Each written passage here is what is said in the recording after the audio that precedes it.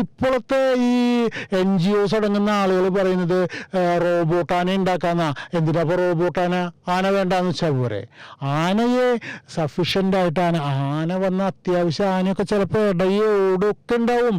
എന്തെല്ലാം അപകടങ്ങളിലൂടെ എന്തെല്ലാം സംഭവിക്കുന്നു ലോകത്ത് എന്ന് വെച്ചിട്ട് ഇതൊക്കെ നിരോധിക്കാൻ പറ്റുമോ? നിരോധിക്കാൻ പറ്റുന്നതിനൊക്കെ പരിധിയുണ്ട്. ആനയും പൂരവും എഴുന്നള്ളിപ്പും ഇതൊക്കെ നമ്മുടെ കാഴ്ചയും നമ്മുടെ ഭംഗിയും ഒക്കെയാണ്. ആനയും കടലും കണ്ടാൽ നോക്കി നിൽക്കാത്ത മനുഷ്യരില്ല. ഒരു ആന പോകുന്നുണ്ടായാൽ ഈ നേരത്തെ പറഞ്ഞ പോലെ ചെറിയ കുട്ടി മുതൽ വയസ്സായാൽ വരെ എത്ര നേരം വേണമെങ്കിൽ അതിനെ നോക്കി നിന്നോളൂ. അല്ല, ഇപ്പൊ ആനേനെ ലോറിയിലാണല്ലോ കൊണ്ടുപോകുന്നത്. അപ്പൊ ആളുകള് ഒരു ലോറിയിലേക്ക് ആനേനെ കയറ്റുകയോ ഇറക്കുകയോ ചെയ്യണ്ടെങ്കിൽ എത്ര തിരക്കോടെ പോവാണെങ്കിലും അവൻ ബൈക്കൊന്ന് നിർത്തി കുറച്ചു നേരം നോക്കിയിട്ടുണ്ടാവും. ആളുകൾക്ക് ഇപ്പോഴും കൗതുകമാണ് ആന. ആന വരണം. ആനകളെ കൊണ്ടുവരാൻ കേരള സർക്കാരുകൾ നിയമ നടപടികളെടുത്ത് വേണ്ടത് ചെയ്യണം. നാട്ടാനകളൊക്കെ ഈ കാട്ടിലെ ആനകൾ ഇപ്പൊ നമ്മുടെ മാനാമംഗലത്തും വെട്ടുകാട് ഒരു ആന വന്നു തുടങ്ങി. വരന്തരപ്പള്ളിയിൽ നിറച്ച ആനയാ.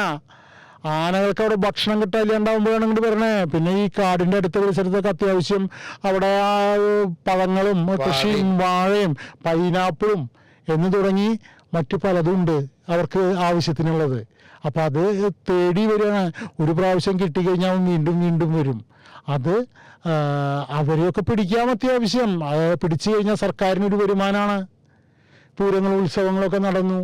ഇത് കുറച്ചെണ്ണം അങ്ങോട്ട് വന്നു കഴിഞ്ഞാൽ ഇതിൻ്റെ ഡിമാൻഡ് പോയാൽ കഴിഞ്ഞൂന്ന്. പിന്നെ പരിപാടികൾ ഭംഗിയായിട്ട് നടക്കും. അല്ല, ഒരു ഇടക്കാലം വെച്ച് ഇങ്ങനെ പണ്ടൊക്കെ പറയാറുണ്ട് ബീഹാറിൽ നിന്ന് കണ്ടവനാണ് പ്രത്യേകത. ബീഹാർ പോലത്തെ സ്ഥലങ്ങൾ നിരവധിയായ അവിടെ സോൻപൂർ ആനമേള തന്നെ നടക്കുന്നുണ്ട്. അതുകൊണ്ടാണ് അവിടെ കച്ചവടം. നമ്മളിപ്പോ ഇവിടെ എന്താ പറയാ പട്ടാമ്പിയിലൊക്കെ അല്ലെങ്കിൽ എന്നതുപോലെ ആനച്ചന്തയുണ്ട് അവിടെ.